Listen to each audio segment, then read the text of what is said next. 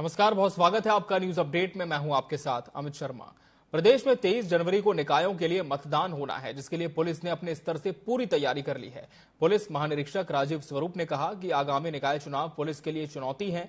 गढ़वाल में सभी जनपद प्रभारियों को निर्देश दे दिए गए हैं कि जो संवेदनशील बूथ हैं उनको पहले से चिन्हित कर लें। इसके साथ जो भी लोग चुनाव को बाधित करने वाले होते हैं उनको समन भेजकर पाबंद करने के निर्देश दिए गए हैं। देखिए, निकाय चुनाव एक हमारी एक आगामी एक चुनौती है पूरे रेंज में। और जैसा भी आप अवगत होंगे हैं तो ये सिटी बॉडीज के इलेक्शंस, लेकिन हमारा पूरा गढ़वाल परिक्षेत्र का जो थाना क्षेत्र है इसमें इफेक्ट होता है, इसमें इसके अंतर्गत में आते हैं।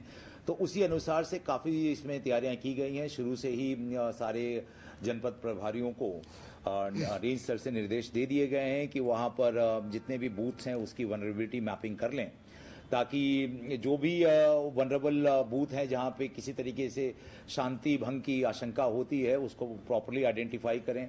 वहां पे जो लोग जो शांति भंग कर सकते हैं उनके खिलाफ प्रिवेंटिव कार्रवाई करें और उनको नोटिस दे के उनको तामील कराएं, उनको पाबंद करें।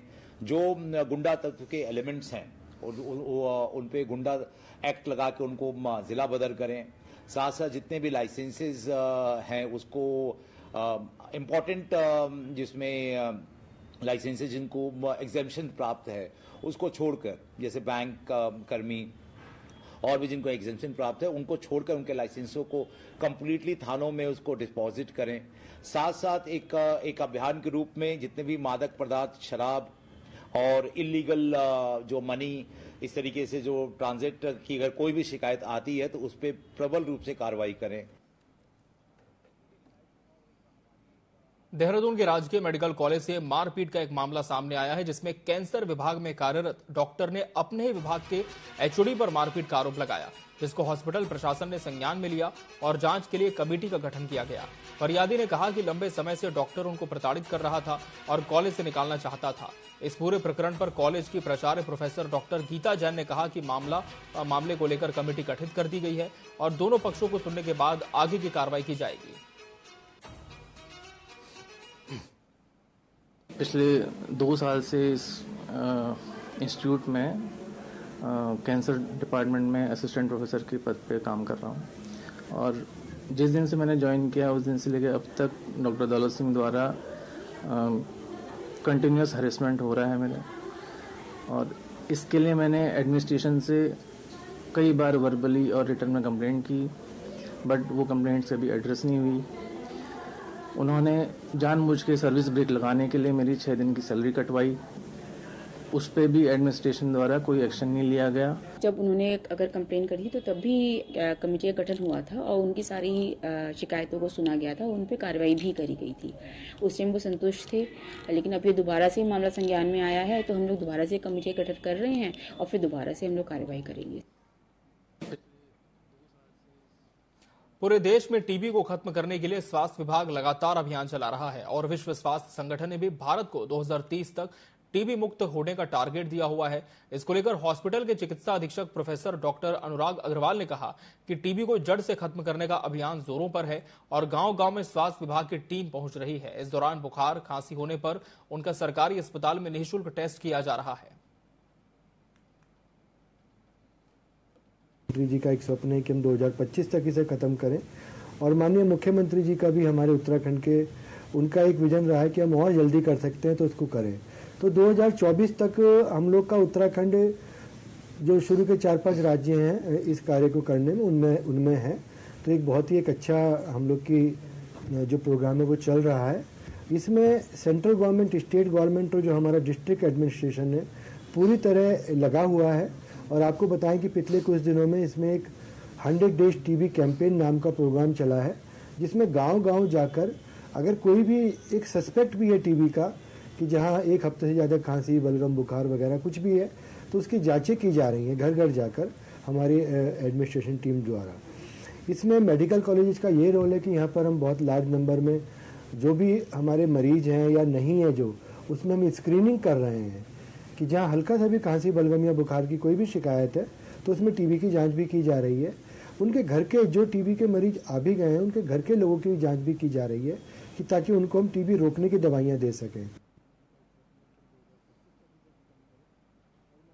रुद्रपुर पुलिस ने सड़क हादसों में कमी लाने के लिए पंतनगर के सिडकुल चौक पर लोगों को जागरूक किया। इस दौरान पुलिस ने 2 पहिया वाहनों पर बिना हेलमेट जा रहे लोगों को निःशुल्क हेलमेट बांटे और हेलमेट लगाने के लिए प्रेरित किया। वहीं एएसपी निहारिका तोमर ने बताया कि सिडकुल क्षेत्र में कई सड़क हादसे होते हैं। अधिकतर हादसे 2 पहिया वाहनों पर हेलमेट न लगाने के कारण हो रहे हैं, जिनको ध्यान में रखते हुए पुलिस ने सिडकुल चौक पर 80 लोगों को निःशुल्क हेलमेट बांटे।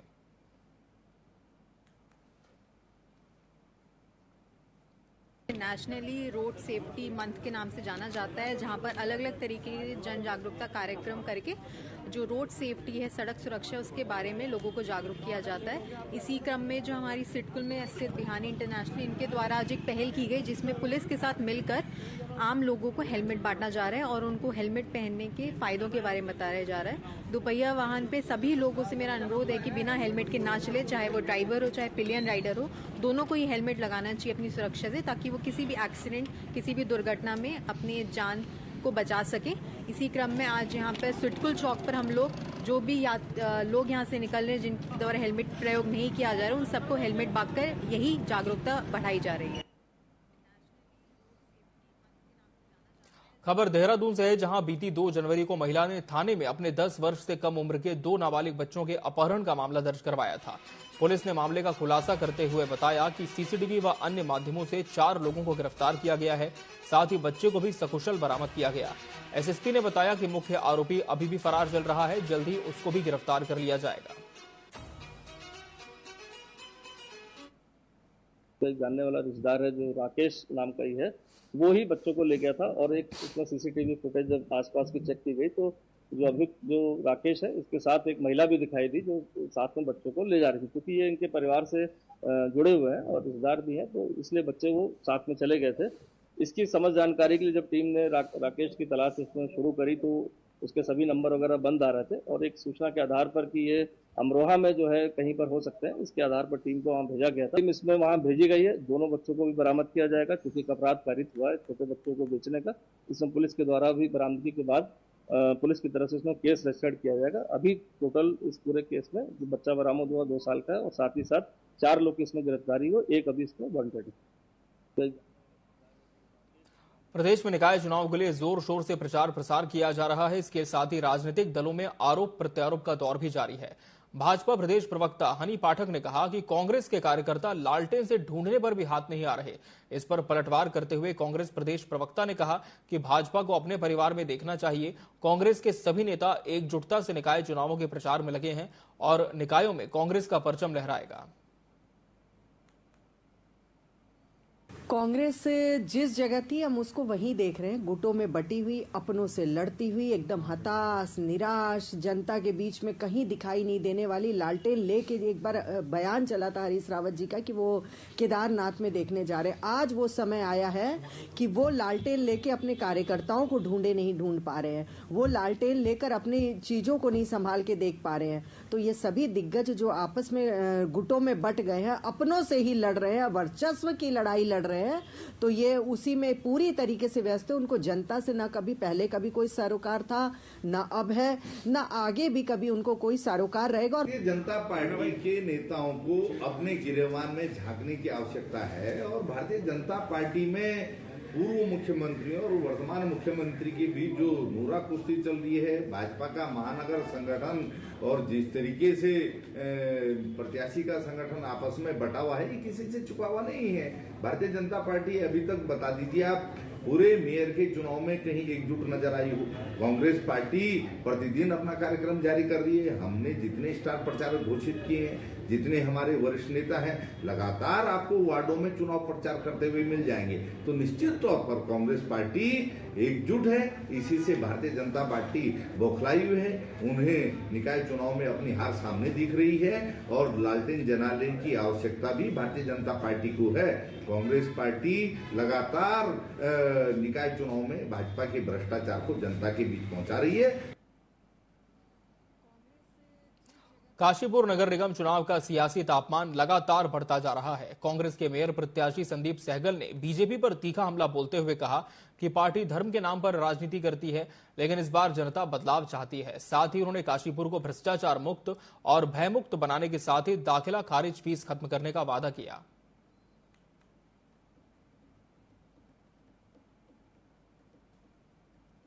मेरा बचपन और मेरा जन्म यहीं पर इसी खसियार मोहल्ले में हुआ। मेरी शिक्षा गीता भवन में प्रारंभ हुई। तो ये मोहल्ला, ये केवल मोहल्ला ही नहीं, मेरा परिवार है। ये मेरा परिवार है और जिस तरीके से यहाँ पे लोगों का परिवार का प्यार और आशीर्वाद मिल रहा है, निश्चित रूप से चुनाव मेरा चुनाव नहीं, अब ये काशीपुर की जनता का चुनाव है और काशीपुर की जनता अपार प्यार और आशीर्वाद के साथ 23 तारीख को भारी मतों के रूप में अपना आशीर्वाद देगी। 25 तारीख को इस बार अपार इतने बम्पर वोटों से इस बार अब काशीपुर की जनता के भाई और बेटे की जीत होगी और एक नया इतिहास लिखा जाएगा। देवी मैया के चरणों में यही वादा करके जा रहा हूं कि जो कुछ भी संकल्प मैं ले रहा हूं, उन संकल्पों को पूरा करने का पूरा प्रयत्न करूंगा। रामनगर में कोतवाली पुलिस ने नशे के अवैध कारोबार के खिलाफ बड़ी कार्रवाई की है। वरिष्ठ उप निरीक्षक मनोज नयाल ने बताया कि नशा मुक्ति अभियान के तहत कार्रवाई लगातार जारी है। इसी कड़ी में रविवार शाम को अवैध रूप से चलाई जा रही 2 भट्टियों को तोड़ा गया। इसके साथ ही शराब बनाने के उपकरण, 400 लीटर कच्ची शराब को जब्त करते हुए 7000 लीटर लाहन को नष्ट किया गया। वहीं एक शराब तस्कर को भी गिरफ्तार किया गया है।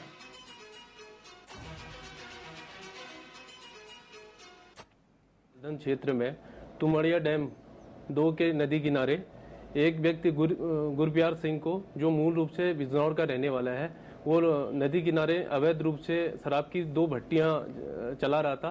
पुलिस द्वारा मौके पर 2 भट्टियां के चलाने के उपकरण और 400 लीटर अवैध कच्ची शराब, वह क्या कहते हैं 7,000 लीटर लहन को नष्ट किया। मालधन। अगली खबर हल्द्वानी से है, जहां समोसे की दुकान में आलू को पैर से धोने का वीडियो वायरल हुआ है। मामले में खाद्य सुरक्षा विभाग ने दुकान में निरीक्षण कर कार्रवाई की। इस दौरान बताया गया कि वीडियो वायरल होने के बाद दुकान का लाइसेंस निरस्त कर दिया गया है। इसके अलावा एडीएम कोर्ट में मुकदमा भी दर्ज किया गया है। फूड सेफ्टी को देखते हुए, सफाई को देखते हुए कोई भी चीज़ बनानी चाहिए और प्रशासन को इसमें काम करना चाहिए।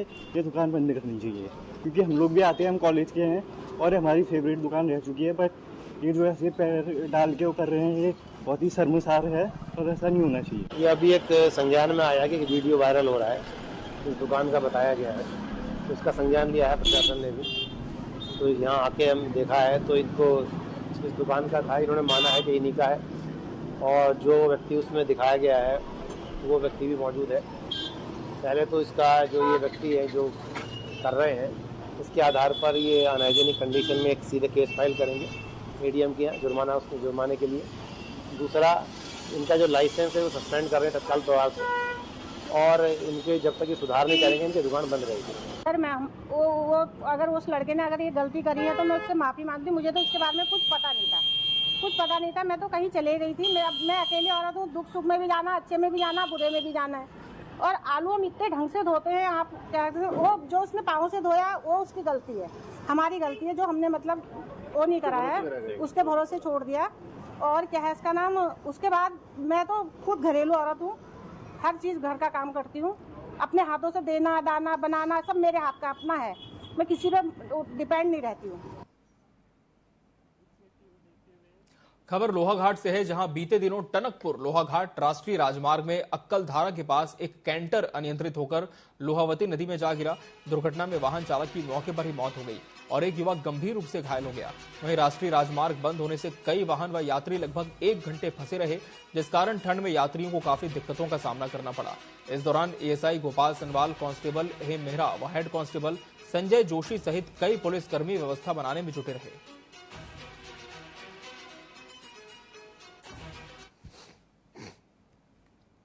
एक कैंटर गिरा हुआ था, तो उसके जो कैंटर है उसको आज निकाला जा रहा है। तो इनके द्वारा बताया गया था कि आज कैंटर निकाला जा रहा है और समय मांगा था, तो उस समय 11 बजे से जो है अभी लगा रहे थे, 11 और 12 बजे के बीच में निकालेंगे करके। तो फिर ये 12 बजे आए अभी, तो 12 बजे के बाद अभी इसको NH थोड़ी देर बंद किया गया है, जो बाईपास भेज रहे हैं, वैसे बंद भी नहीं किया गया है, बाईपास हम भेज रहे हैं इनको।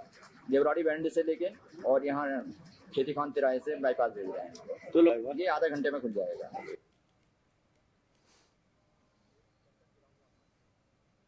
लालकुआं से अध्यक्ष प्रत्याशी प्रेमनाथ पंडित के पक्ष में नगर में शक्ति प्रदर्शन करते हुए रोड शो निकाला गया, जिसमें पूर्व केंद्रीय राज्य मंत्री व सांसद अजय भट्ट, विधायक डॉक्टर मोहन सिंह बिष्ट समेत कई दिग्गज नेता मौजूद रहे। इसके बाद सभी वार्डों में जनसंपर्क करते हुए प्रत्याशी के पक्ष में वोट देने की अपील की। वहीं सांसद अजय भट्ट और विधायक डॉक्टर मोहन सिंह बिष्ट ने प्रत्याशी प्रेमनाथ पंडित सहित वार्ड के प्रत्याशियों के साथ बैठक करते हुए गुरुमंत्र दिया।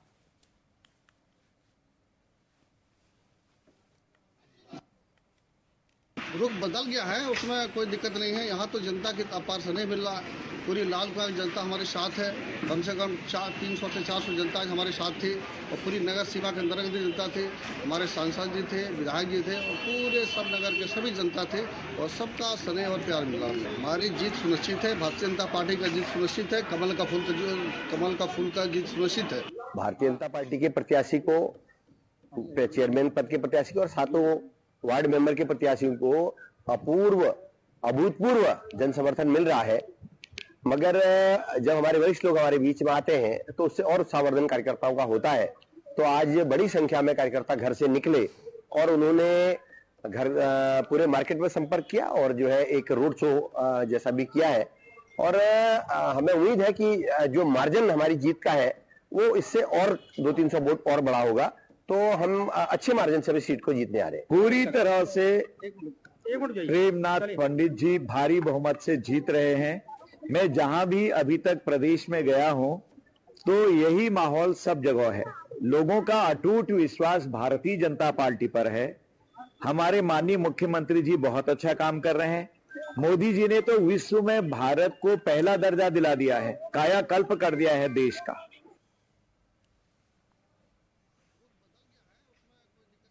और यहां रुकेंगे एक ब्रेक के लिए। ब्रेक के बाद भी खबरें जारी हैं।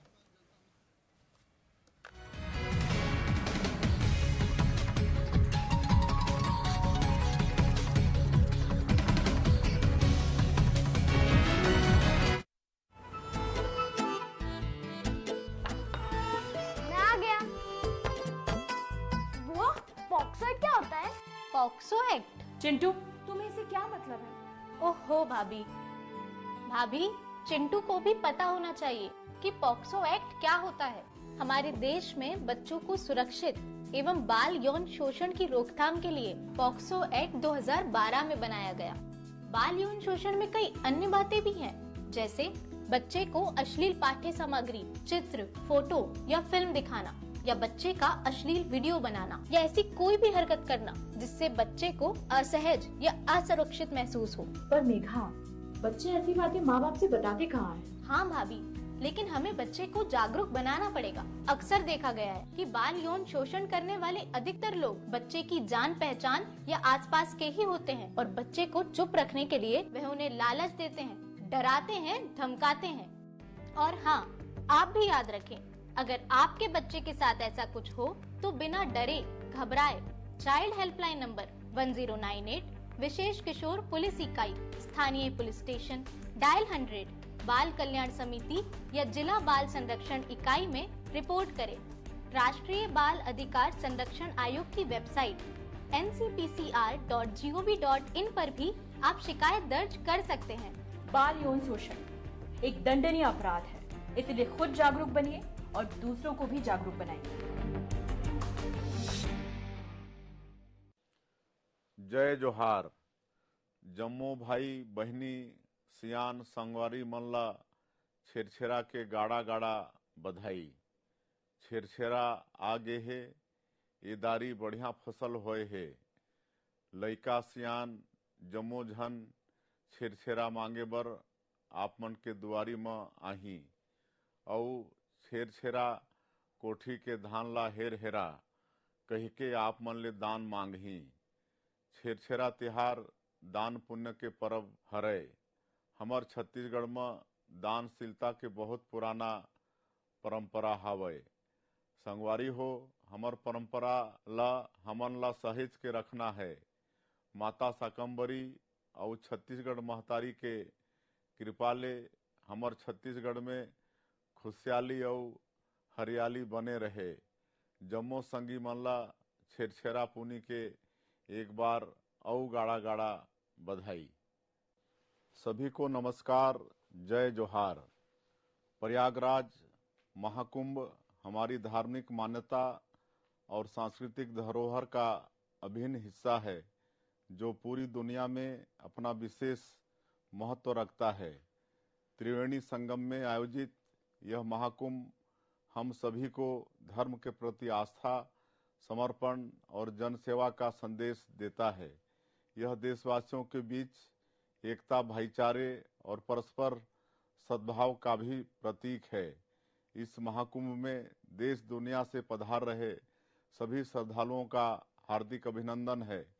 महाकुंभ में जिन लोगों को जाने का अवसर मिलता है वे बहुत भाग्यशाली होते हैं।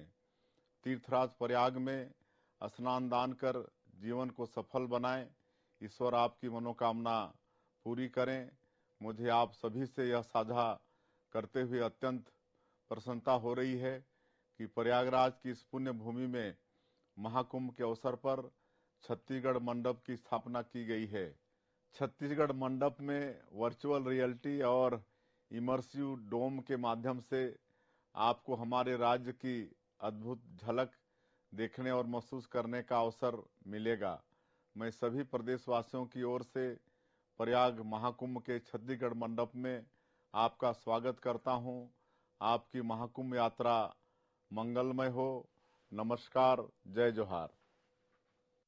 यशस्वी प्रधानमंत्री नरेंद्र मोदी जी की प्रेरणा से मध्य प्रदेश के विजनरी मुख्यमंत्री डॉक्टर मोहन यादव प्रदेश के औद्योगिक विकास को नई गति देते हुए युवाओं के लिए रोजगार के नए अवसरों का सृजन कर रहे हैं। मुख्यमंत्री जी के नेतृत्व में उज्जैन, जबलपुर, ग्वालियर, सागर, रीवा और नर्मदापुरम में की गई रीजनल इंडस्ट्री कॉन्क्लेव 4 महानगरों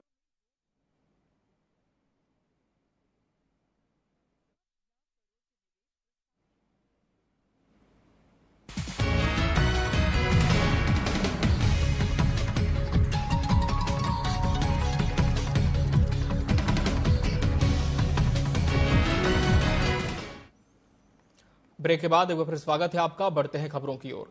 देहरादून में अंतर्राष्ट्रीय प्रवासी सम्मेलन का शुभारंभ किया गया। प्रदेश सरकार का सम्मेलन के पीछे उद्देश्य है कि राज्य में ऐसे प्रवासी उत्तराखंडी जो विदेशों में रह रहे हैं उनके अनुभव से राज्य को लाभ मिल सके। इस सम्मेलन से पॉजिटिव रिजल्ट आने की उम्मीद जताई जा रही है। इसको लेकर प्रदेश भाजपा प्रवक्ता हनी पाठक ने कहा कि इस सम्मेलन के माध्यम से जहां एक और प्रवासी उत्तराखंडियों को अपनी मिट्टी से जुड़ने का मौका मिला, वहीं प्रदेश में विकास की नई राह भी बनेगी।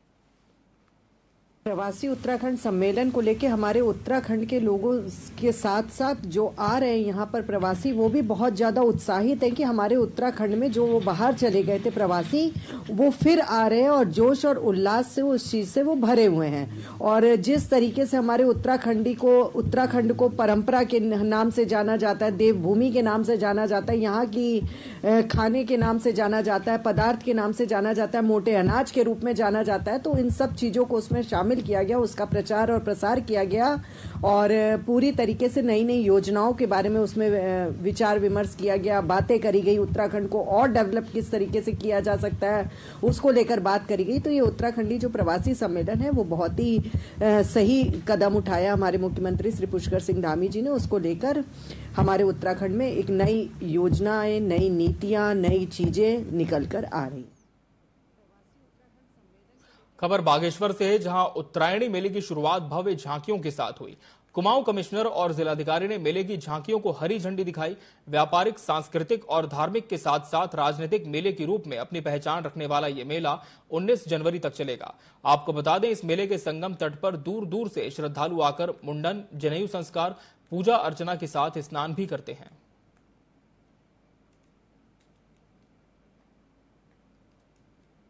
इसका एक व्यावसायिक दृष्टिकोण भी इसका पूर्व से रहा है। अभी थोड़ी देर पहले हमने यहाँ पे झांकियों का एक तरीके से फ्लैग ऑफ किया है और शहर के अंदर बहुत अच्छी रौनक है। मेले की व्यवस्थाएं बहुत अच्छी हैं, जिसका 2 बजे उद्घाटन भी किया जाएगा। मेरी आप सबको शुभकामनाएं हैं और केवल एक अपील है कि जितने भी हमारे यहाँ पे हैंडीक्राफ्ट्स लेके लोग आए हैं मेले में, हमारे जो हस्तशिल्प है, अन्य शिल्प हैं, इसको प्रमोट करना हमारी ड्यूटी है। क्योंकि मेला जब ये था, इसका जो इतिहास है, एक तरह से ट्रेडिंग फेयर था। मतलब इसमें रिलीजन तो खैर है, लेकिन ट्रेडिंग भी होती थी। न्यूज अपडेट की खबरों में फिलहाल इतना ही। मुझे और मेरी पूरी टीम को दीजिए इजाजत। नमस्कार।